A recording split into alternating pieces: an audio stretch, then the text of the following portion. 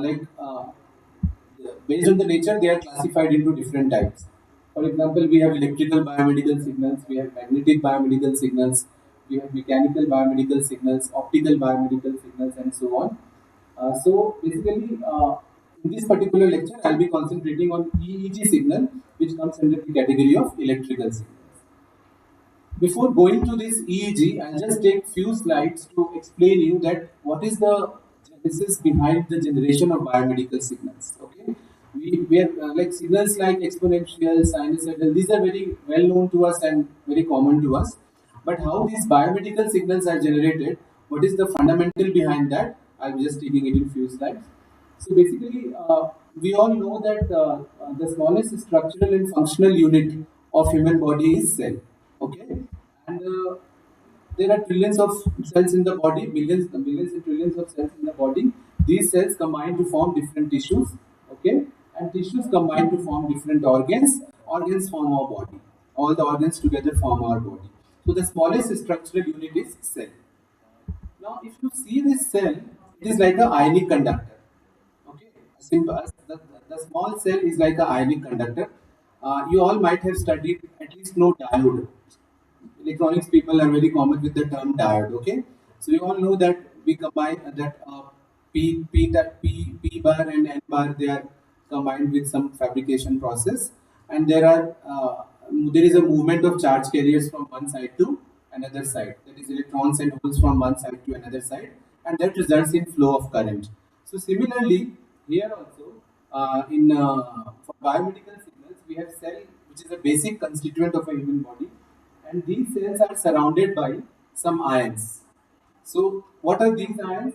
Primarily, we have three types of ions: potassium, sodium, and chloride ions. Okay, and so inside the cell as well as outside the cell, we have these ions. But the concentration of these ions inside and outside is different. They are not same. So inside the cell, the concentration of these ions is different, and outside the cell, the concentration of these ions is different. Because of the difference in concentration inside and outside, there is a voltage difference across the boundary of the cell. Like same thing happens in electronics also. Okay, or for example in diodes also. Because of the difference in charge carrier across the PN junction. One side we have positive charge carriers in majority, other side we have negative charge carriers in majority, and therefore there is a generation of potential difference.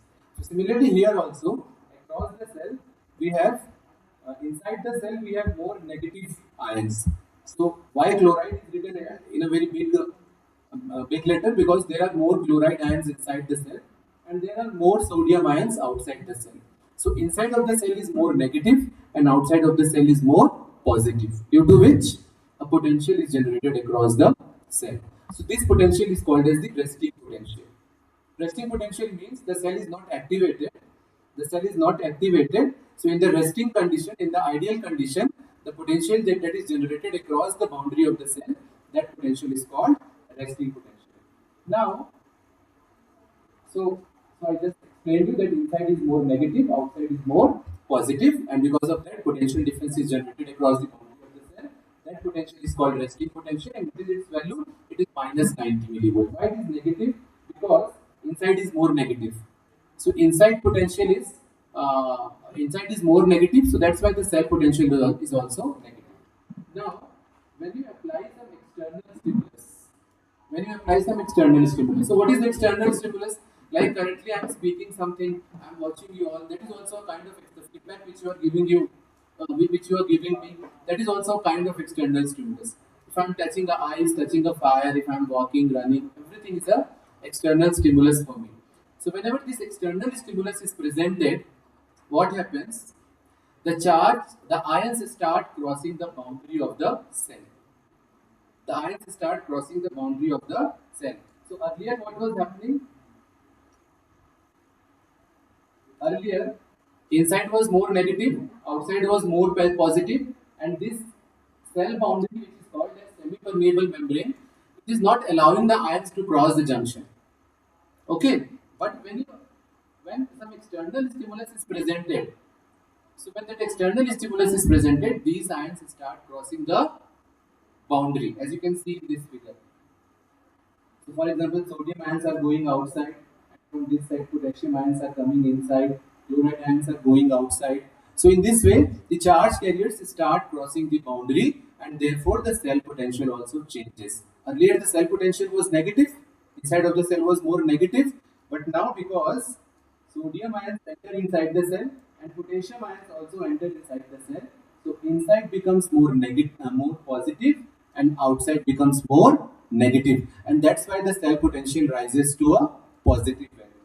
So here you can see basically that initially at the resting time the potential is minus 70 or minus 90. It is between minus 70 to 90. But when the voltage increases, when the external stimulus is presented and ions start crossing the boundary, the potential increases to plus 40 millivolt. The potential increases to plus 40 millivolt, and once the stimulus is removed, it again comes back to the original value. It again comes back to the original value. Okay, so earlier the cell potential was negative, then it raises and becomes positive. Again, it comes back and becomes negative. That is at the resting state. So when I say biomedical signal like ECG or EEG or EMG, so when I'm recording a biomedical signal, I'm actually recording this phenomena. This is called action potential. This cell potential is called what? Action potential. So when it is at rest, it is called resting potential, and when some external stimulus is applied, it raises to a positive value, and this potential is called action potential. And when I'm recording a biomedical signal, my aim is to record these action potentials. Okay, so this was a small background I wanted to give you, that when I say biosignal, when I'm saying I'm recording an EEG signal or an EMG signal, so what actually I'm recording? I'm recording these action potentials. It is in the form of what? Voltage waveform only. It is voltage versus time, like the normal signal, sinusoidal signal, exponential signal, or any other signal. It is also voltage versus time, but the phenomena here is different. When I say diodes and semiconductors, why the current flows? Because of the exchange of charge carriers, electrons and holes. But they are also negatively and positively charge carriers. Here also we have negatively and positively charged ions, which cross the junction, and that results in what? Change in potential across the cell. And when I record a biomedical signal, I am actually recording those potentials. Okay. What is the difference between the normal signals which we study and the biomedical signals? The main difference is that biomedical signals are very low in amplitude, first of all. Okay, they are very low in amplitude and they are very noisy. So if you see this particular slide, if you see electrocardiogram signal, that is the that indicates the heart activity. The amplitude is in the order of millivolts. 10 to the power minus 3 means the order is millivolt. So we are recording millivolt versus time. Okay. If you see electroencephalogram, that is the EEG signal, brain signals. They are of order of microvolt at less than millivolt. Okay, and also if you see the x-axis, it is representing frequency. So this ECG signal, EEG signals, they are not only low amplitude, but they are also very low frequency signals. So that is the problem in analyzing biomedical signals. The biomedical signals are very low amplitude, and they are of very low frequency, unlike the other signals. Okay, like currently I am speaking, so I am generating a speech signal. Speech signal will have a good amplitude. Okay, but the biomedical signals are having very low amplitude and very low frequency, and that's why, comparative to other signals which we study, it is difficult to analyze biomedical signals. So, within this biomedical signals group, I will be discussing little about EEG now, and then we'll be directly shifting to the research work which we have done. One study I will be discussing. So, what is EEG? EEG basically stands for electroencephalogram, and it is a non-invasive approach to record brain signals. Okay, the non-invasive means what? We are not inserting any needle at the neuronal level, or we are not using any invasive procedure, no cuts. Simply we place the electrodes on the surface of the scalp and we record the signal. So that's why it is a non-invasive approach. So EEG is a non-invasive method of recording electrical activity of brain. Okay, and so what EEG basically represents?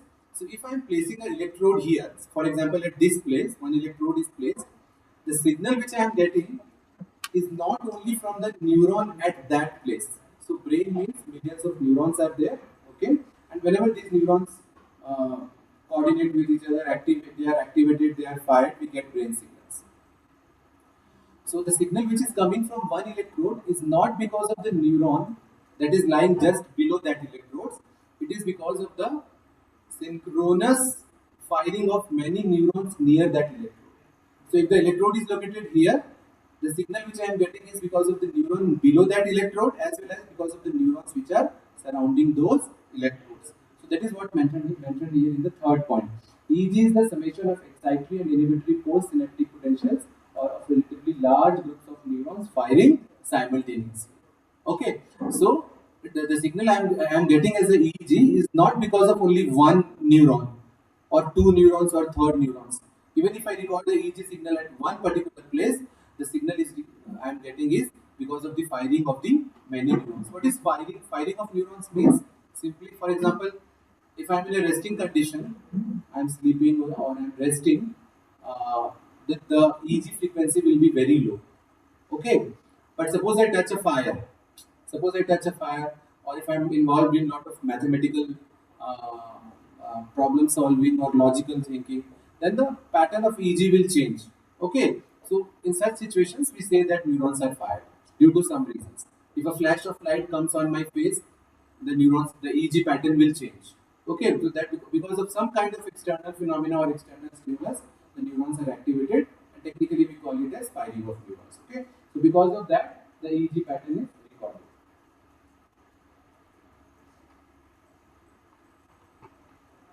So generally, the frequency of EEG signal is from zero point 0.1 to 100 hertz. So, do you all know what is the frequency of speech signal? Any one of you from the audience, participants? What is the frequency of speech signal? 20 hertz to 20 kilohertz. And just see that the frequency of this EEG signal is only zero point 0.1 to 100 hertz. So that's what I told you, that the frequency of these biomedical signals are very small. They are very small, and that's why it is difficult to analyze them. And further, within these range, there are some sub frequencies also. So what are these sub frequencies? There are some sub bands of EEG. Band means range of frequencies. In electronics, we study this. Band means range of frequencies. So there is a delta band which is from zero point 0.1 to 4 hertz. It is a very low frequency band. This is generally observed when you are sleeping. When you are deeply sleeping, these lower frequencies will be there on the EEG signal. So delta, then we have theta, which is 4 to 8 hertz. Alpha is 8 to 13. Generally, when we are alert, alpha wave is more dominant. Okay, then beta 13 to 30 hertz, and higher than that is called gamma. Okay, so this beta and gamma are generally observed when we are involved in lot of mathematical problem solving and logical thinking. Then higher frequency. So you can see from this figure also. This is delta wave. Frequency is very small. It can be seen from the figure itself. Okay, this is theta, then alpha, then beta. So as the frequency is increasing, the number of cycles in the wave are also increasing. So these are the different EEG subbands which are generally used in EEG analysis. Okay, and sometimes EEG. So other than EEG, there are other techniques also which are used for analyzing brain conditions. Like we have MRI, magnetic resonance imaging, but this is very costly and it cannot be used in academic arrangements, academic labs. They're suitable for use in hospitals. Okay, it is a very bulky setup, very costly setup. Specialized technicians are required to operate it. So MRI can't be used in academic setups. Then we have something called as fMRI, which is also a bulky setup. But fMRI is has one advantage, that it has a good spatial resolution. What do you mean by spatial resolution? So if I'm moving my hand, okay, exactly fMRI will show me that which part of my brain is responsible when I'm moving my right hand or my right leg. Whatever activity I'm doing, so with the help of this type of colors, fMRI will show uh, which part of brain is responsible for that. And it is an imaging, it comes under imaging, while EEG comes under signal. Okay. EEG has good temporal resolution. What does it mean? It means that with the help of EEG, I can exactly know at what time what is happening. So at what time what is the amplitude, that can be known in EEG. Okay, but in imaging, in particularly in the fMRI, that is functional magnetic resonance imaging, I can understand that which part of brain is responsible for a particular phenomenon. So EEG has some advantages that it is a low cost device, it is a portable device, it can be easily taken from one place to another, and therefore it has a very good and it is quiet. Quiet means recording MRI makes lot of noise, so sometimes it may be difficult to record MRI data for vulnerable patients. Okay, but EEG is comparatively does not make any noise. It is affordable and portable. So because of these reasons, EEG sometimes is uh, more doing EEG study is more feasible compared to MRI or fMRI. So in this particular study, which I will be discussing further, we have used EEG. Okay, this I will explain later. Now, whenever we do EEG study, generally three types of studies are conducted. Okay. Okay, let us first discuss little bit more about EEG, then I will come back to that. So this is how EEG recording system looks like. Okay, so we have some electrodes. You can see these are the electrodes. These are the wires. And these are the electrodes. Electrodes are placed on the scalp for EEG recording. Okay, and these wires are connected to amplifier because these biomedical signals are very low amplitude signals. We need to amplify them. Okay, so we have so these wired combination that is connected to what filters, amplifiers, so that we can amplify the signal, we can reduce noises and artifacts. Okay, so this is how EEG electrodes look like. And the first two electrodes which are placed in the center are called frontal electrodes. So that's why they are denoted as by the letter S. Okay, frontal. Then we have central. This is called central. This area is called central. The right and left areas are called temporal. So these are different brain lobes. These terminologies are used for brain. Frontal, then we have central, then these are both are called temporal, and the backside is called occipital. These are technical terms which are used to represent the different lobes of the brain. Okay, so accordingly the terms are there. So this is the frontal area, this is the central area. Okay, this is the back side is the occipital area, this is parietal, and the right temporal and left temporal. And one more thing is there, the even numbers which you can see, they represent the right side of the brain, and the odd numbers represent left side of the brain. Okay, so some standard nomenclature is used, and other than that, these electrodes are not connected randomly on the scalp. For there also we have some rule which is called as 10-20 system. So what is that 10-20 system? From the center of the forehead, okay, and up to the back side, the bony appearance which is there in the back side, we divide, we measure it with the help of tape. We measure it with the help of tape. And then we divide it. Suppose it is 14 centimeter or 15 centimeter. So this 15 centimeter length is divided in the ratios of 10% and 20%. So 10% of 15 will be how much? 1.5. So we'll mark 1.5 and 20% will be 3. So we'll take 1.5, then 3 centimeter, then 3 centimeter, 3 centimeter, 3 centimeter, 3 centimeter, and again at the end 1.5. This is called 10-20 system. Similarly, from right to left also we measure like that. From this side to this side also. Okay, we measure 10-20 system. Then again we measure from the center of the forehead to the back side. This way. This way we measure. And again we divide it into 10-20, 20-20. This side we measure. So when you measure from the all sides, you will get lot of intersection points. At those intersection points, we place the electrodes. So electrodes are not placed randomly. There is a standard rule. Either we can use 10-20 system or we can use 10-10 system. So accordingly we place the electrodes. Okay? And then we record the EEG data. So I was telling you that three types of EEG studies are performed. When we connect the device on the scalp, okay, three types of studies are performed. The first one is resting state. So we will ask the participant to sit on the chair, close the eye for a particular minutes, 2 minutes, 3 minutes, and we'll record the EEG. Such study is called resting state EEG. The second one is task based. There will be a task on the computer. Task can be simple mathematical task, 2 plus 3, 4 plus 5, like that, 2 into 2, 3 into 5, something like that. So some tasks will be displayed on the screen. When the participant is performing that task, we will be recording the EEG. That is called task based EEG. And the third one is event related potential. In event related, We don't give any task, but we present some external stimulus. I gave you one example earlier, flash of light. So the participant is sitting on the chair and continuously some flash of light is presented after a particular, with a gap of say 30 milliseconds or 100 milliseconds like that. So when the brain perceives that flash, the brain will respond to that external stimulus. Another example can be like, for example, I am presenting different types of sounds to the participants. Okay, so two types of sounds are presented every 30 milliseconds or every 1 second, suppose. So, how the brain perceives those two different types of sounds. So, that when EEG is recorded in these circumstances, that type of study is called what? Event related potential. Why event related? Because in this case, some event is going on, flashing of light, presenting the sounds, and then I am recording the EEG signal. So it is called event related potential. So EEG studies are generally resting state EEG or task based EEG or event related potential based EEG. Okay.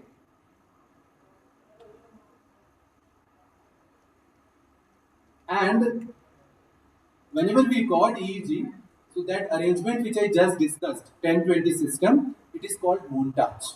So what is this montage basically?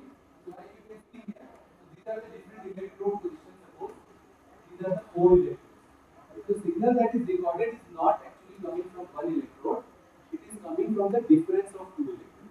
One signal is coming from here, okay, another signal is coming from here. So either I can take the individual signal from one electrode, another way is we take difference of two electrodes. Okay, you all know what is differential amplifier. You might have studied it, differential amplifier. Okay, so generally this differential amplifier concept is used in these montages.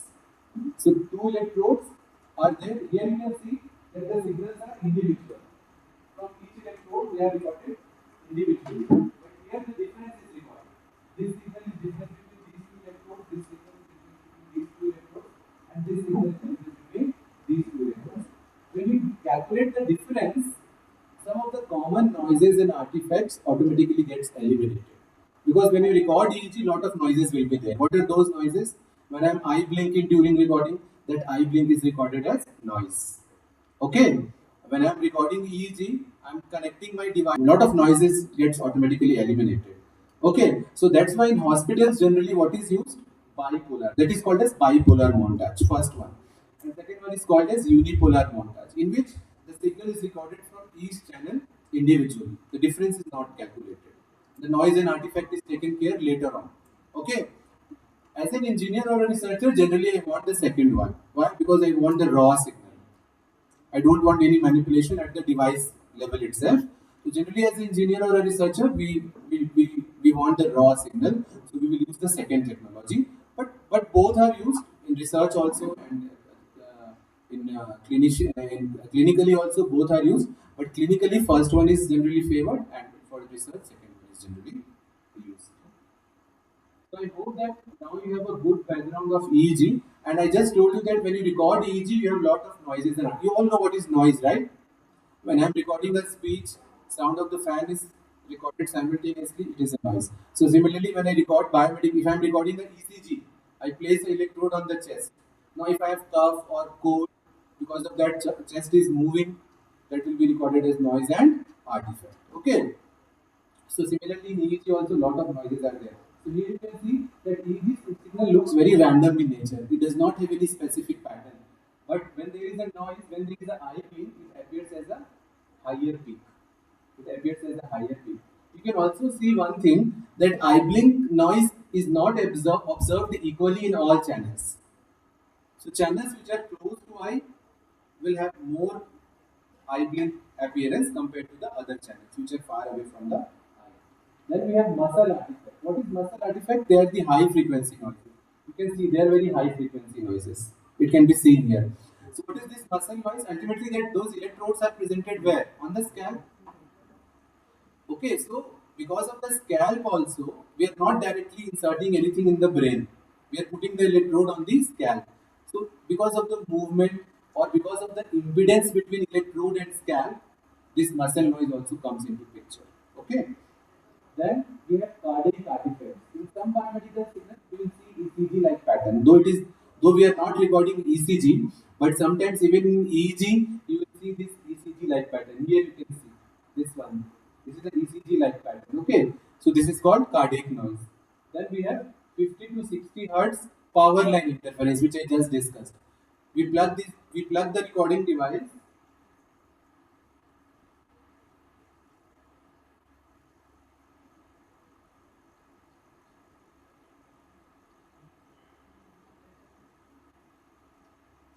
We plug the recording device in power line, the power line which we use in our lab or home.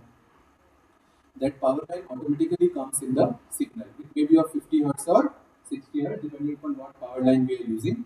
And then we have electrode movement. If the electrode moves, so electrode is nothing but a sensor. I hope you are not confused about electrode. Okay, electrode is nothing but a sensor, a kind of sensor which is placed on the scalp.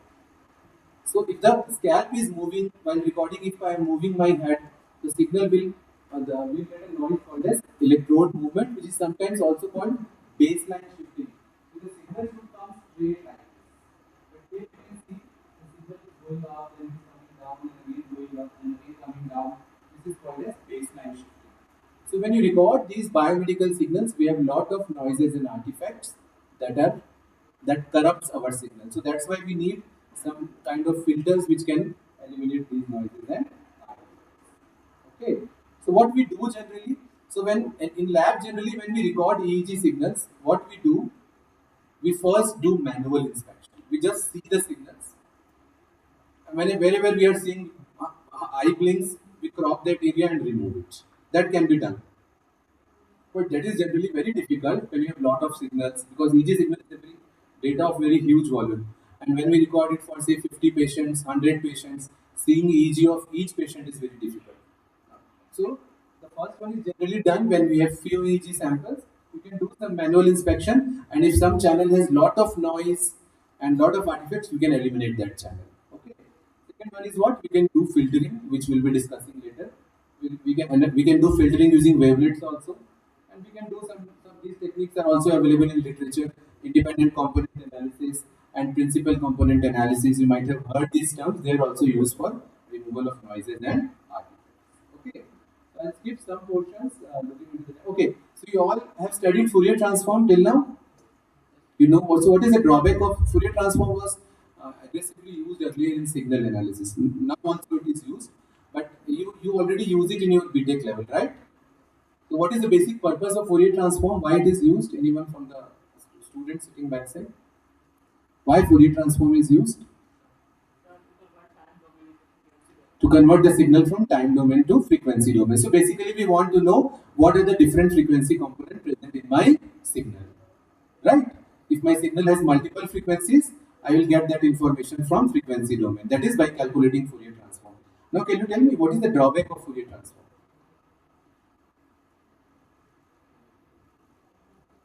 Any drawback you know? So suppose my signal has multiple frequencies, say 60 hertz, 80 hertz, and 100 hertz. Okay, I have one signal in which I have multiple frequencies, 60 hertz, 80 hertz, and 100 hertz. And the signal is such that first I have 100 hertz, the sinusoidal kind of pattern. So first I have 100 hertz, then I have 80 hertz, and then I have 60 hertz. In time domain, the signal is like that. But when you convert it into Fourier transform and if you plot it, you will get three peaks in the Fourier transform. Three peaks. When you calculate Fourier transform of sine 50 hertz, what will you get? A peak at 50 hertz. So when you calculate Fourier transform of a signal with three frequencies, you will get how many peaks? Three peaks. Pulse function we get, right? We get impulse function, delta function. We'll get three peaks. The first peak will be of, it will be of 60. The second one, third one. But in time domain, what was first? 100. So Fourier transform does not gives you any information. It gives you information about the frequency components, but it does not give you any information about the time at which that frequency occurs. So to resolve this issue in signal processing, what was proposed later? Short time Fourier transform. So do you all know the formula of Fourier transform? It is integration of xt e to the power minus j omega t dt. In Fourier transform, what was done? Additional parameter was added. This is called as windowing function. A window was added. Same formula is there, xt to the power minus j omega t dt. Only one additional parameter was added. What was that? W t minus t dash. What is this? Instead of calculating the Fourier transform of whole signal together, break it into different windows. So W is window. So for example, window length is 5 seconds. So first I will calculate Fourier transform from 0 to 5 seconds. Then I will move the window. So that's why it is W t minus t dash. T dash is showing the shift. Okay. So from 0 to 5 seconds, then 5 to 10 seconds, then 10 to 15 seconds. And we calculate Fourier transform of each window separately. So now we know that in what time, what was the frequency. Correct? At the output, within 0 to 5 seconds, I will now get 100 Hertz. Second window में क्या आएगा? 80 Hertz. And then in the third window, I will get 60 Hertz. So that problem is little bit resolved. Not completely resolved, because again, if I choose a window of say 7 seconds, there may be possibility that there are multiple frequencies in that window itself. Okay. So window size was fixed in short time Fourier transform. So what was the other technique which was proposed later? Wavelet transform. In wavelet transform, again the formula is almost same, but additional parameter was added. So earlier it was t minus t dash or tau. Now by s. S is called the scaling function. S is called what? So you all have studied time scaling. You have studied, right? What happens when we do time scaling? No, that is shifting. Time scaling, what will happen? The signal either compresses or it gets. So by adding this scaling factor, you are doing what? You are making the window length which was fixed earlier. Now you are making it variable. Now you are making it. So by changing the values of s, we can make this window size variable. Okay. But here another thing was introduced, something called as mother wavelet. Earlier what was happening? We applied a window function, but here window function is replaced by a mother wavelet. So mother wavelet is again a specialized function. Okay, there are a lot of mother wavelets. You can say mother wavelet is a kind of is something like so here what was happening in the previous case.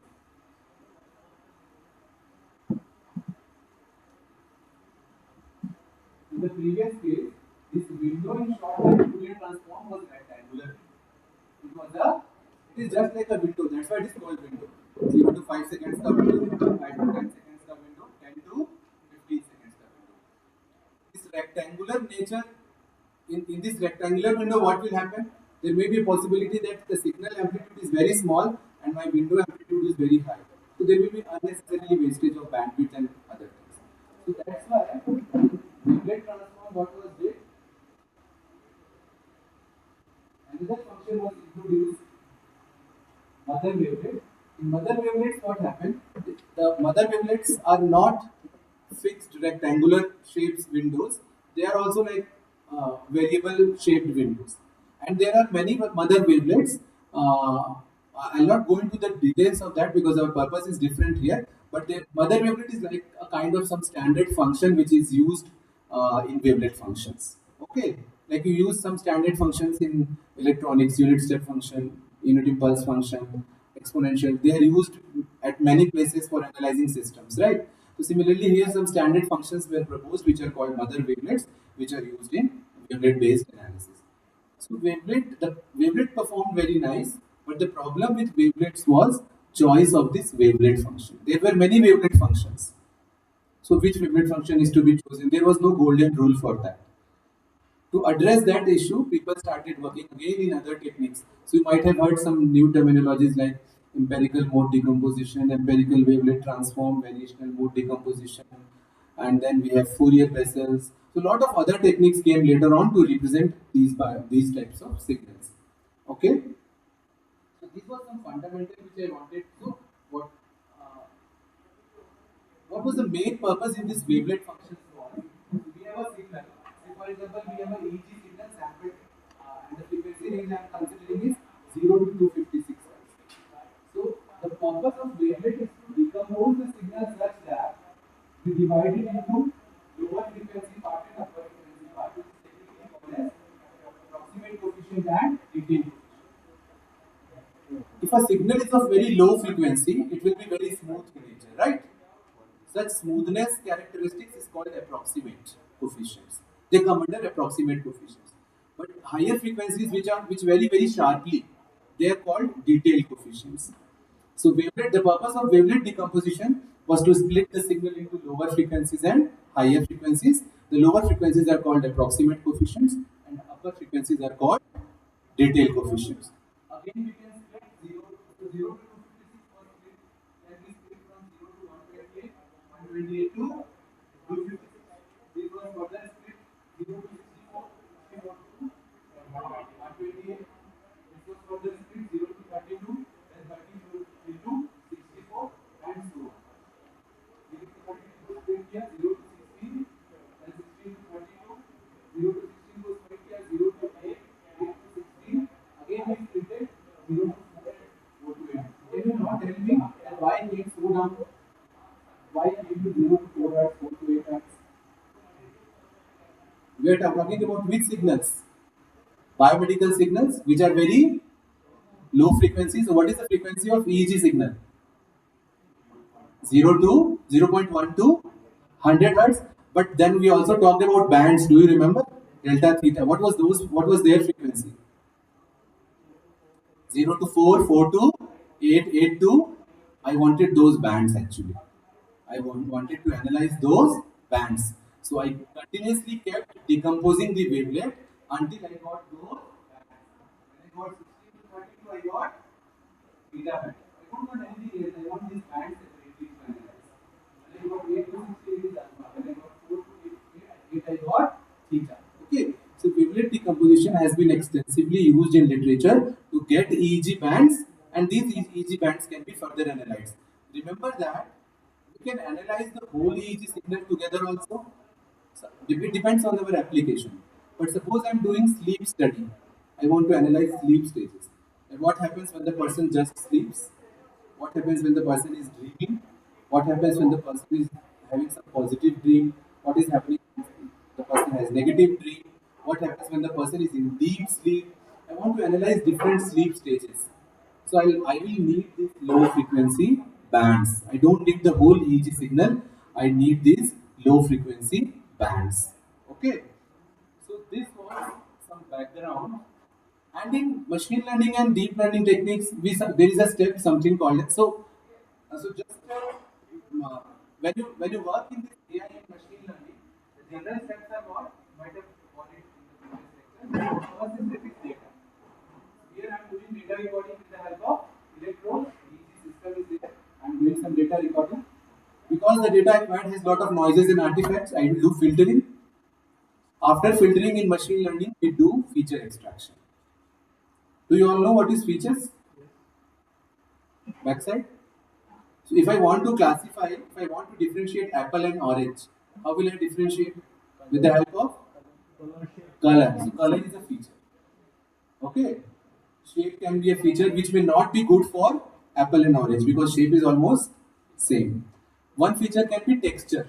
When you touch apple, you have a different feeling. When you touch orange, you may have a texture can be one feature. तो ये तो मैंने आपको general बता दिया but how do we quantify it because here I'll have to quantify it.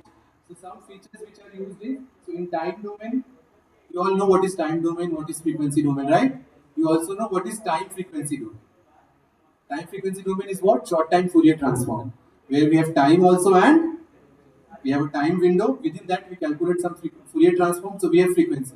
Wavelet is also time frequency. So we do three types of analysis. What? Time domain, frequency domain, and time frequency domain. So we can have different types of features also. Time domain features, mean, standard deviation, skewness, kurtosis, entropy. Have you heard of some of these terms? Not all maybe, but at least you know what is mean, right? So EG signal is nothing but it is a time series data. In Excel में जो row है ना, point 1, point 2, point 3, point 4, वैसा ही मिलता है EG data. When you shift the EG data in computer system, we get some numbers only. Okay, so calculating mean means what? Just calculate mean of all the discrete values which you are getting. Entropy you must be knowing. What is entropy? Have you heard of entropy? At least tell me the formula of entropy. H. We denote it by H. Are you in final year or pre-final year? So you've not you remember okay. So entropy is again one its formula is minus summation of minus P log P. Suppose I have a data which has four values. One, two, two, three. Okay. So what is the probability of 1 in this data? 1 by 4. What is probability of 2 in this data? 2 by 4. You get 2 times higher. What is the probability of 3 in this data? Again 1 by 4. So we got P1, P2 and P3. Entropy is minus summation of Pi log Pi. So we put all the values in that formula, we get entropy. So in this way we extract different features. We have frequency domain features, power spectral density, spectral energy. These are just some examples. You all know at least what is power spectral density, right? It is simply power versus frequency. Power, energy and power signals, you know. So we calculate power at different frequencies. We plot that. It is called power spectral density. And by integrating power spectral density, we get the power of the signal. That is one way to get the power. So we extract so many features. There are thousands of features if you see in literature. I just wanted to explain you the term feature. So we record the data, we pre-process the data, we do filtering, amplification and all those things. Then we do what? Feature extraction. Then we also do feature selection. There is something called as feature selection. What is that? Some features may not be important, like shape is not important to differentiate apple and orange. So in these features also, some features may be important and some features is taken care by something called as feature selection, and then the selected features go to the input of machine learning models. But in deep learning, what happens? This feature extraction stage is taken care by the deep learning technique itself. There we don't need to do this feature extraction separately. Pre-processing, noise removal, filtering, feature extraction, feature selection, everything is taken care by deep learning technique itself. But in machine learning, we need to do all these steps. So, have you heard of something called as convolutional neural network? We have heard. So there is no feature extraction or something like that there. Okay. Though nowadays people have modified that CNN. So earlier when CNN was introduced, it was introduced mainly for image analysis, for computer vision applications. But now people have converted that CNN into 1D CNN. That was 2D. They have converted it into, so now they are using it as a machine learning technique. Though it is deep learning, but they will do pre-processing, they will extract features, and they will give it to 1D CNN. Okay, so people have modified it, but originally CNN was for computer vision application, image analysis applications, and features were and feature extraction was not the part of CNN. Okay,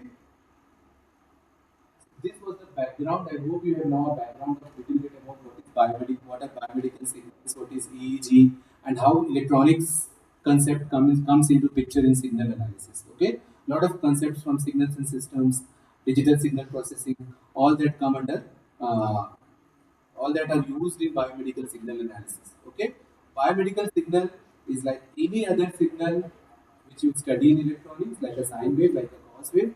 But the characteristics of biomedical signals are very complicated and very different than normal signals. So that's why we need some specialized techniques to analyze them. Okay.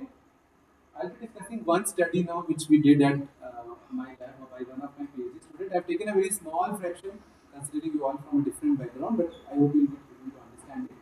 So we did some study on dyslexic children. Okay, dyslexia is one type of neurodevelopmental disorders, and generally it is the symptoms of dyslexia observed that in children at very early age.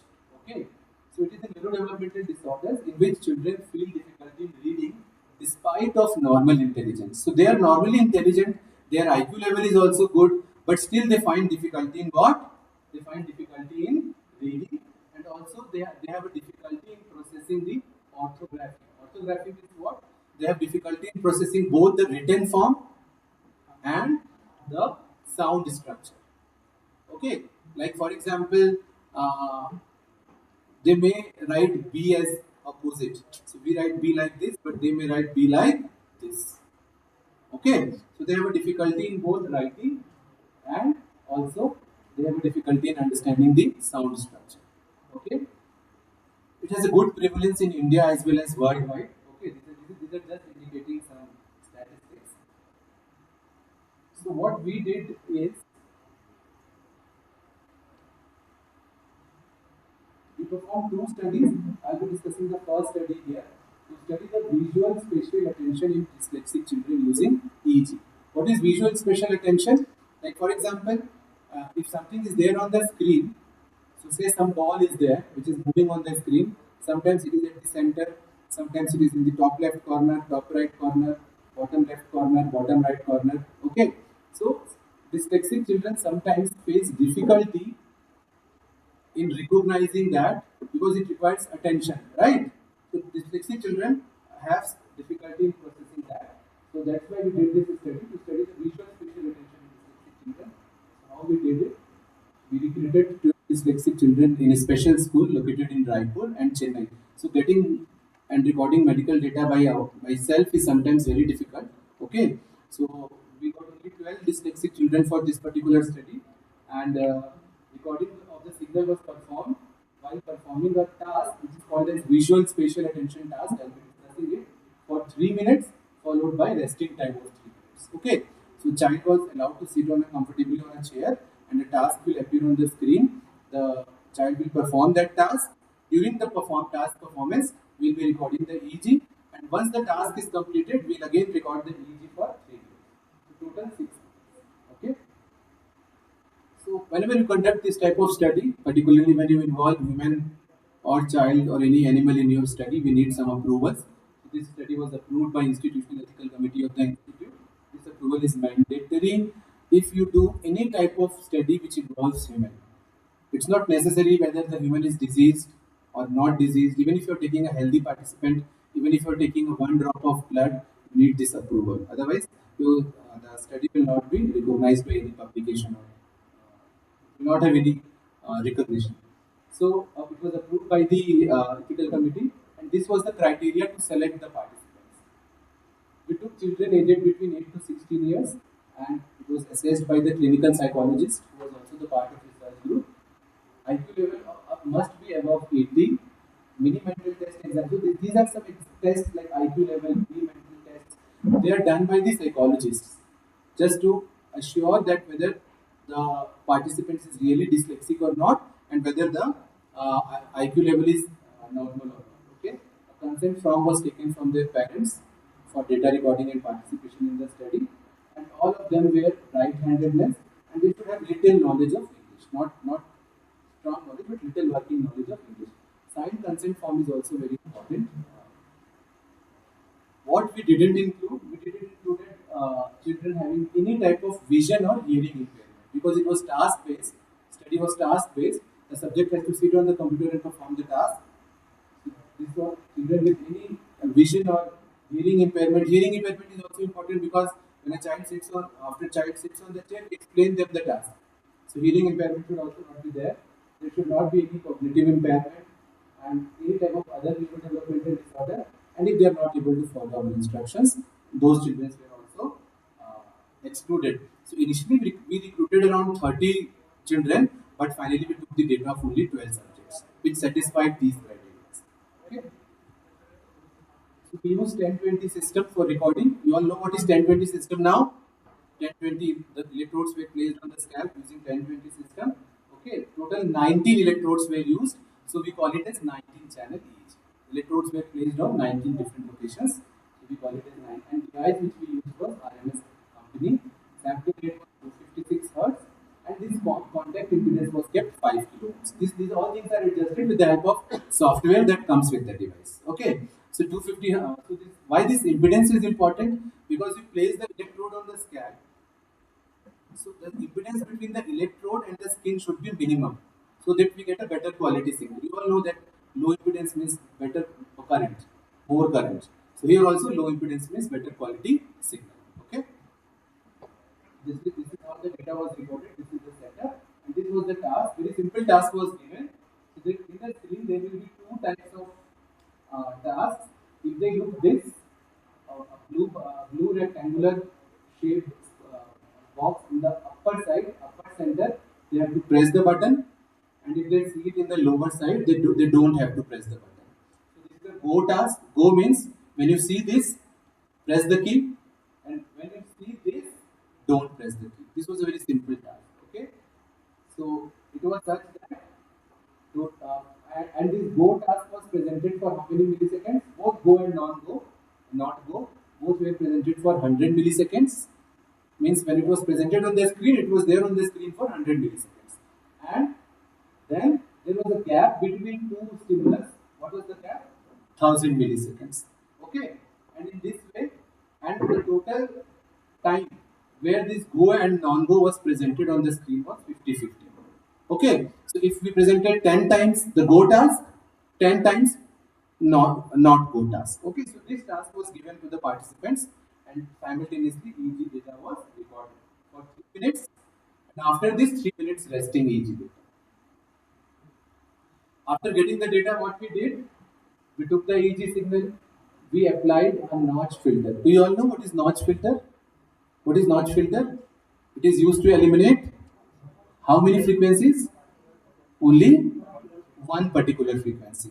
So do you remember something called as power line interference, which I discussed? When you record biomedical signals, you get power line interference. So if the power line here is 50 hertz, that will come in my signal. So I want to eliminate it. So I used what? Notch filter, which will stop 50 hertz, remove 50 hertz from my EEG data. Then I did some low pass filtering, which is also called smoothing filter. Why low pass filtering is used? To eliminate very sharp spikes. Because EG, if there are very sharp spikes, they are generally noise. So to eliminate those, we used uh, smoothing filter, and we also applied wavelet based filter to remove noises like uh, it's other noises like baseline shifting. Okay, there was a noise called baseline shifting where the signal does not comes in a straight line. It will go up and then it will come down. And for that, we use wavelet denoising. And finally, we got the denoised EEG signal. This denoised EEG signal was passed through bandpass filter. So why it was passed through bandpass filter?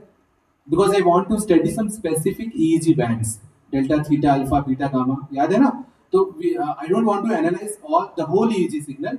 I want to analyze only some specific bands which are generally dominant in dyslexic children. With the help of previous studies, we found that delta band and theta band and alpha band, they are more prominent in dyslexic children. Okay, so bandpass filter, in bandpass filter, what we do, we select range of frequencies. In notch, we remove one frequency. In bandpass, we select range of frequencies. So what is the frequency range for theta band? 4 to 8 hertz. Also bandpass filter with lower cutoff frequency of 4 hertz and upper cutoff frequency of 8 hertz was utilized. Similarly, to get alpha band, a bandpass filter with lower cutoff frequency of 8 and upper of 13 was utilized. In this way, we got what? Theta band and alpha band. Then we calculated their power spectral density. From power spectral density, I can calculate the power. Integrate it, you will get power. I calculated the relative band power. So what is this relative band power? So we can calculate theta band power separately. You all know what is power, right? Integration 1 by t integration mod xt square dt. You all know that? Okay. So we calculated power of theta band, power of alpha band. We also calculated the total power of this EEG signal, denoised EEG signal. Total power. So relative power is band power by total power. Relative power is band power by. So if I say relative theta power, it means that power of theta band by total EEG power. That will be called as relative theta band power. Similarly, I calculated relative alpha band power and I calculated their ratio. I calculated their ratio, theta by alpha. What did I get? These are some simple representations. So this is the recorded EEG signal in which there are some eye blinks are observed. These are eye blinks, right? These are eye blinks. So when we did all these pre-processing, we did all these pre-processing, the eye got animated, and then you see that these sides, these are the two bands. This one is what? This is approximately between 3.5 to 8. This is theta band and this is alpha band. So these are just some representations. Finally, this is the result. These type of representations are called topo maps. In EEG field, these type of representations are called what? Topo maps. Okay. So what we did here, we calculated theta power and alpha power and their ratio for all the channel locations. How many channels were there? 19. So for all the channel locations, we calculated this theta by alpha power, and then we map the values with the help of some color coding. So high power means very dark red color. You can see here. The highest power which we got was 36.226. The lowest power which we got was 8.490. So this whole range was represented using color bars and color codings. Okay, and that was directly mapped on the scalp. So for example, if there is an electrode here, just imagine that there is an electrode here. Okay, if I get a high ratio of high theta by alpha, तो यहाँ पे colour क्या है, क्या represent होगा, correct? If I have some electrode here, if the theta by alpha power which I got ratio got was less, so the color that I use is what? Blue. So by similar color representation, I got it this. You understand it now? Okay. This is the theta by alpha ratio topo plot during task, and this is the theta by alpha ratio topo plot during rest. When you see both, it is very clear that during the task, the power got increased. The ratio got increased. Mainly in the temporal regions. What is temporal? This one. This is right temporal and this is left temporal. This is frontal, central, parietal, occipital. So here we didn't saw much change, but in the right and left temporal regions, you can see very clearly in the left and also in the occipital region, back side. Okay, you can very clearly see that the power was very high. This is left temporal, so it is going towards red color. So power was high here also. Power was high. So together, when I see the top view, both right, left, this is right and this is left, and on the back side, the theta by alpha power was found to be very high during task. On the other hand, during rest, the power was low. You can see here, the power was somewhere here in the between. Based on this color, yellowish color, the power was somewhere in the between. So can we say that the children with high power in the right temporal, left temporal and occipital region of the brain during the task is a representative of dyslexic children? Generally, when the child is healthy, there will not be so much difference in the power during the task and during the rest. So much because the task was very simple, right? Task was very simple. So much difference will not be observed in healthy children. But for dyslexic children, the difference observed in the power was quite higher. So finally, what we concluded for this particular study, I'll just read the last line. So the increase in theta alpha ratio resulted from our study in dyslexia certainly characterized that their inability to orient themselves in a reading environment and also serving as a cardinal marker in analyzing the brain regions that were activated during attention span. So we propose that this phenomena which we just observed, high power during the task, that can be used as a marker to differentiate healthy children from dyslexic children or vice versa. Okay, so this was one study which we did. I think do we have time? We have. So I'll skip the second study and directly come to the third. So one was on signals. So did some study on, again this is based on signals only, computerized diagnosis of asthma and COPD using machine learning. I'll not discuss this, but I'll just give a brief idea. Maybe you can take it later to this project. So asthma and COPD all know these terms, right? Both are obstructive diseases. Means they have faced some breathing problem. Both have overlapping symptoms. In both the cases there will be cough, there will be shortness of breath. So diagnosing them is very difficult. What is the gold standard to diagnose with them?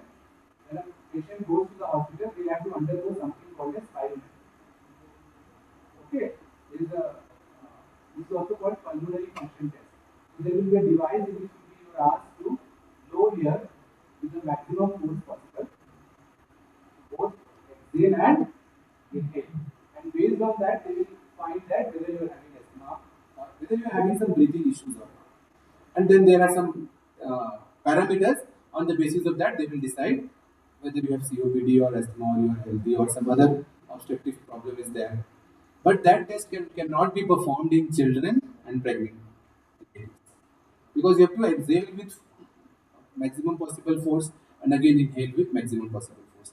So we propose here that instead of going this uh, spirometry, we can use lung sounds to differentiate COPD and asthma.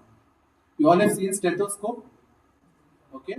So doctor, even for breathing disorders also, doctor places that stethoscope and hears the sound and the doctor tells yes, some obstruction is there. That is the traditional way.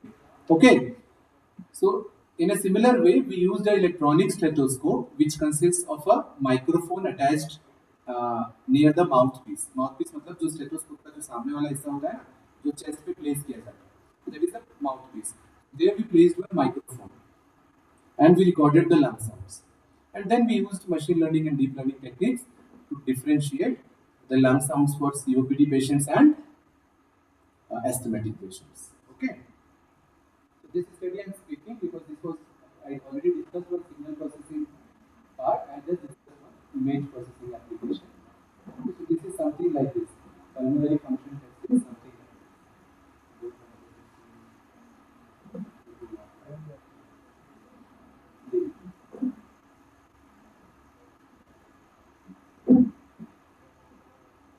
So both these all these studies were done with IMSI only. Which computers also, so I am skipping this part. Coming to the image processing part. So you all know what is signal now. We studied in also our BTech. From BTech itself, we start study signal processing. Similarly, we have something called as image. So have you studied a subject called as image processing? No, digital image processing. But signal, you know, signal is a simple time series data. So if you represent it in an Excel sheet, it will be simple row or a bar. But when I say image, it is a matrix. That is the only difference. You know what is image ना selfie लेते हैं तो जो image आपके phone पे save होता है it is in the form of what matrix and matrix will have some numbers. Okay, generally actually it is stored in binary form only in the form of ones and zeros, but the actual matrix consists of some numbers. These numbers are called, okay, you all know sampling quantization. Ah, okay, okay. So in sampling what do? We convert we convert a continuous time signal into discrete time. Okay. And what we do in quantization, we also discretize the amplitude. So the quantization gives me what? Discrete time, discrete amplitude signal. Sampling gives me what? Discrete time and continuous amplitude signal. Because amplitude, in sampling we don't touch amplitude. We only touch the x-axis. In quantization we touch the y-axis. So after y-axis the amplitude gets discretized. What does it mean? The amplitude which was 4.9 earlier will now become 5. Okay. And then we do encoding. Analog to digital conversion. In encoding what we do? The discretized amplitudes are converted into binary, ones and zeros. Same thing happens in image also. We do sampling, we do quantization. After quantization, the matrix which we get will contain quantized amplitudes 52, 53, 251, like that. But when you encode it, finally it will be converted into form of ones and zeros. So when we do biomedical image processing, we don't process the binary image directly. We do it with uh, the quantized image. Actually, ultimately it is binary only, but when we study the concept, we study it with the help of quantized image. So just one thing, image is nothing but it is a 2D function because you have not studied image. I am just taking this slide. It is a 2D function. 2D function means a matrix. That matrix can be represented as fx, y. Signal is represented as ft. Image is represented as fxy. What is xy? Row and column number. It is matrix, so first row, first column. So xy is 1, 1. First row, second column, 1, comma 2. Technically, in this field, it is called spatial coordinate, spatial domain. In signal, we call it as time domain. That time domain word is not used here. Here we use it, we call it what? Spatial domain. And this f is the amplitude value. F is the amplitude value, which is here called as gray level. Gray level, pixel value or gray level value. If this value is large, it means that image is very bright. If this value is small, it means image is very general, very broad concept I have given you. Okay, will not go into the details. So, if we start, we come to the research work. So you all save the image in these formats, PNG, JPEG, all these. These are image compression techniques. Whenever you send any image through WhatsApp, whenever you save any image in your laptop, it automatically get compressed. Okay. I skip this part. I just move it. Directly I come to the work which I have done. So in the field of medical image processing, one of my PhD scholars, she worked on multi-model breast cancer imaging. Breast cancer is the common cancer in women. It is the second most common cancer after cervical cancer. Okay. What happens in breast cancer imaging? Whenever the patient is generally female here. Okay. So whenever the patient feels any symptoms like breast pain or discharge of any fluid or any other symptom, and when the patient goes to the doctor, the first step the doctor will say is to go for a mammogram. Mammogram is an imaging technique. So you all know X-ray. X-ray you heard. Mammogram is an X-ray based imaging technique in which the breast is compressed and made as flat as possible, and then the X-ray is taken. And if there is some calcium deposition or tumor inside the breast, that can be clearly seen in the X-ray image. But the problem with this mammogram is, so it is the most commonly used technique. That's why it is called a screening tool. And the problem with this mammogram is that this is the process. I'm not. I briefly I explained it, and this is what we observe in mammogram. So you can see some small calcium depositions here and here. Okay. If the calcium is detected at the cancer, if the breast cancer is detected at very early stage, these calcium depositions are, these calcium depositions are early signs of breast cancer. They are the early signs of breast cancer. So by using mammography, we can see that. Okay, by using mammography, these early signs of breast cancer can be seen. But there are some problems with mammography. What are those? It can detect cancer in dense breast tissue. It has a limitations in detecting cancer in the dense breast tissues. So generally, most of the Indian women they have dense breasts. So that's why mammography can detect cancer, but not at the very early stage. And second is that it is very painful procedure because breast has to be compressed and made as flat as possible. So it is a very painful process. The second is, so it is not very successful in younger women. Why? Because of the denser breast. Also, it is a very painful procedure and it involves radiation. X-ray involves radiation. So X-ray and CT, they are radiation. They involve a lot of radiation, especially CT. On the other hand, ultrasounds and MRI, they do not involve radiation. Okay, this is ultrasound. So other than mammography, the second technique which is used for breast cancer diagnosis is is ultrasound. It is also called sonography. You can see this figure here. There is a shadow is observed. The ultrasound of the breast is taken. A shadow is observed. So this circular shadow is again a sign of abnormality. It is not necessarily a cancer. It may be a cyst. It may be any type of fluid deposition. It can be anything else also, but they are the signs of cancer. So we just discussed two very common imaging techniques which are used for breast cancer. What are these two? Mammography and ultrasound. Both have their own advantages, and ultrasound has a very big advantage that it has no radiation, it has no pain, it is low costly, it is easily available. Ultrasound machines are easily available compared to mammograms. But both of them have their own advantages and disadvantages. The most common disadvantages is inter-observer and intra-observer variability. What does that mean is, if a doctor has an experience of say 5 years, and there is another doctor who has experience of 15 years, so generally because doctors do analysis by just seeing the image, right? They don't do any quantitative analysis. They do subjective analysis. So sometimes the opinion varies. It like for a less experienced doctor, for a better experienced doctor, sometimes even a same doctor, if you ask after 6 months, his opinion may also vary. So this is a common problem in medical field. This is called inter and intra-observer variability. मतलब एक ही doctor के multiple opinions हो सकते हैं या अलग अलग doctor के मल्टीपल ओपिनियंस हो सकते हैं, ठीक है? So to address this issue, what people started doing? Computer aided diagnosis. Means these images can be interpreted by radiologists. That is one way that is normally done. The another way, they can be analyzed using what? Computers. They can be analyzed using machine learning and deep learning techniques. So what we propose,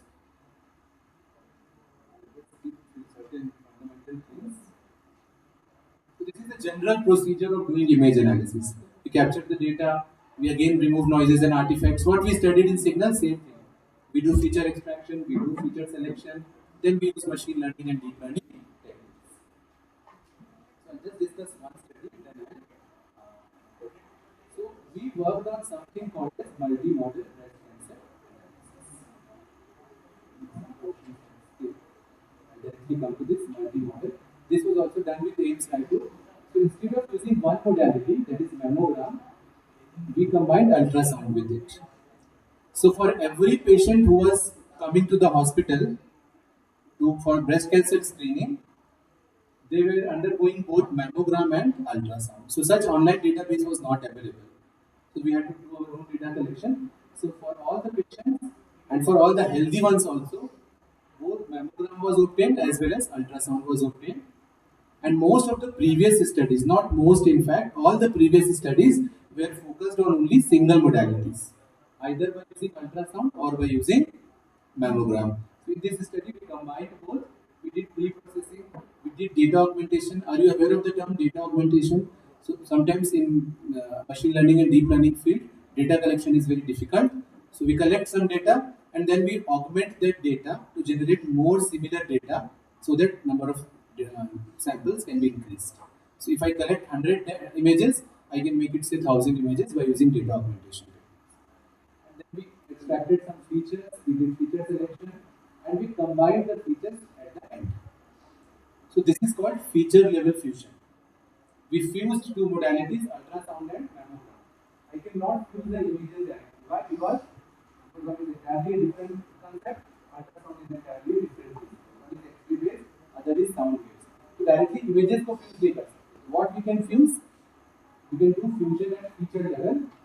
Features extracted from ultrasound and features extracted from mammogram were combined. Okay, and then these are the features which we extracted. A lot of features were extracted, and then we did feature selection.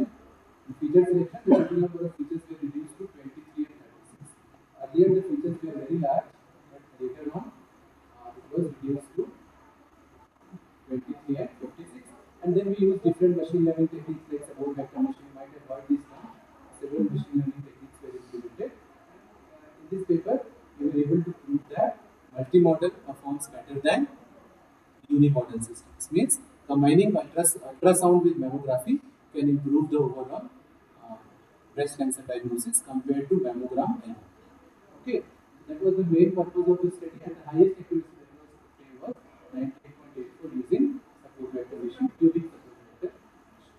Okay, so these are some more results, and then we also did one deep learning based study in which so I told you that in deep learning we don't need this feature extraction. Okay, so here what we gave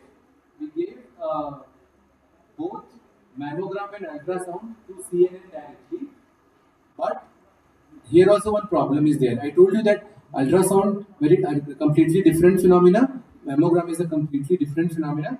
So I cannot merge it at the entry level. So what we did in CNN, there is the last layer called as softmax layer. We removed that softmax layer, and softmax layer के पहले जो features deep learning technique ने खुद निकाले थे. We didn't extracted those features. Deep learning method extracted features were combined and they were given input to the LSTM classifier. LSTM also was a deep learning method. So this was a hybrid method, a combination of modified CNN and LSTM. Again, we did classification. So here also we were able to prove that multi-model systems were better than. This was a unimodel. These two are unimodal mammogram, unimodal ultrasound, and due to dumping, slightly improved performance was obtained compared to this. Though performance was not very high because we had very limited data set, okay, but slight improvement was performed. So my lab was working, is also currently working on multimodal breast cancer classification, scan model classification. We are working on EEG-based studies in the areas of mental illness like schizophrenia, Parkinson's, epilepsy, and other developmental disorders. We also work a lot on COVID-19 detection using images.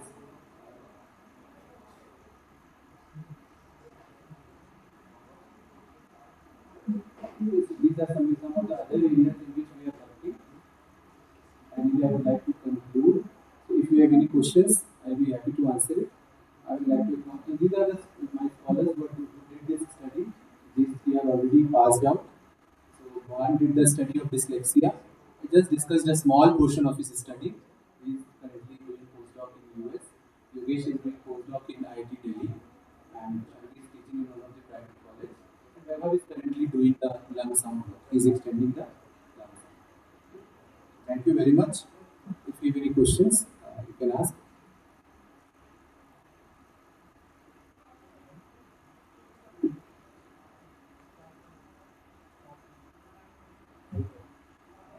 Sir, in your multimodal study, you used ultrasound and mammogram Yes. images. So, did you overlay the images, both the images, and then you train the deep learning model? Uh, so, what is it? Yeah, so that can't be done actually. As I explained, that they cannot be overlaid because the principle by which both the images are required are entirely different. Their nature is also entirely different. So instead of overlaying, we extracted some features from both the images and those features were combined rather than directly overlaying the images. Like for example, I extracted 100 features from mammograms. Separately, I extracted 100 features from ultrasounds. And together they were combined, so we got 200 features. What is the sample size? What is the sample size? Sample size, I think it was around,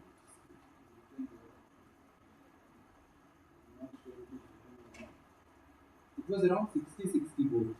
Exact data I couldn't recall. Because one problem is also there, we are not included the. So that's why we did the that's why we did this data augmentation because sample size was only 60.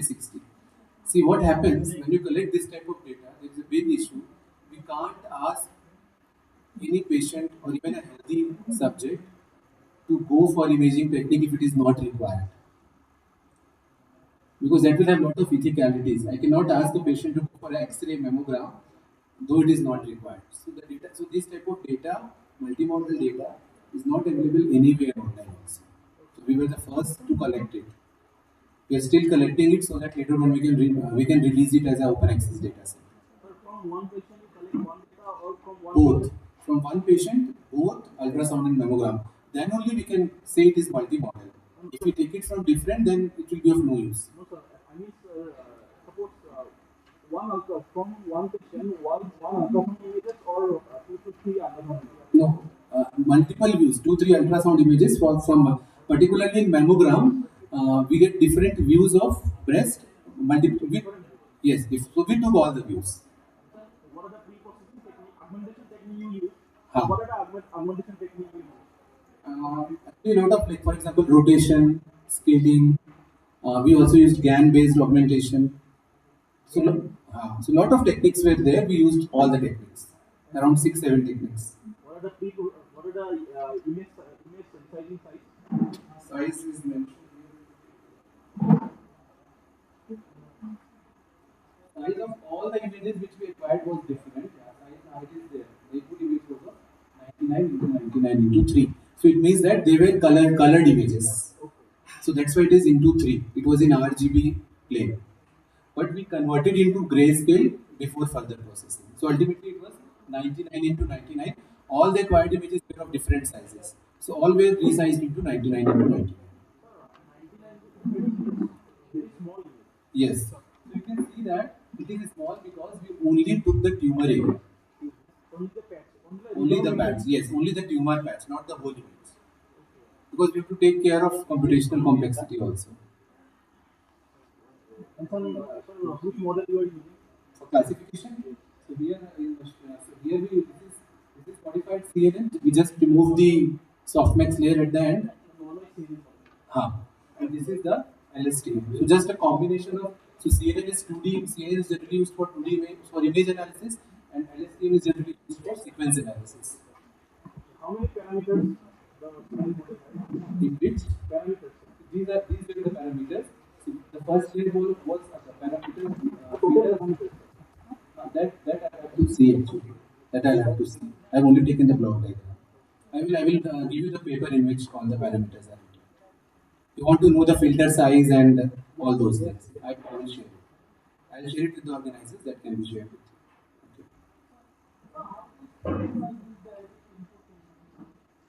These, these filters in machine learning. Okay, so so for example, if I take a simple neural network, have you seen the neural network architecture? So once all the features are extracted, suppose I extracted 100 features, and then I used some feature selection technique. Finally, I got 20 features. So in neural network, the first layer is input layer only, where there will be input nodes. So all those 20 features will go at the input, and because they want to see at the output whether it is cancer or not cancer, so there will be only one node, and there will be only one neuron in the output layer that will give me either yes or no. So the number of nodes in the input depend on, in neural networks especially, that depends on the number of features. Okay, but in support vector machines and in other techniques, uh, we can give them directly. Means their processing is like that. We can give them in a form of vector, in a form of row or in a form of column. Sir, do you plan about segmentation? First, did the segmentation after that. We did a separate study on segmentation. We didn't merge it for with classification. We have done already on this multi. Segmentation and then classification. No, without segmentation because we use deep learning. So we just took a rectangular ROI and we gave it to the deep CNN model. Segmentation study was done separately. Can I get the paper? Sir? Yeah, yeah. Otherwise, what you can do, you can go in my Google Scholar page and you can refer all the papers by Shandia. So she published 7 SCI journals from this multimodal breast cancer. So my all papers with this author are in the same field.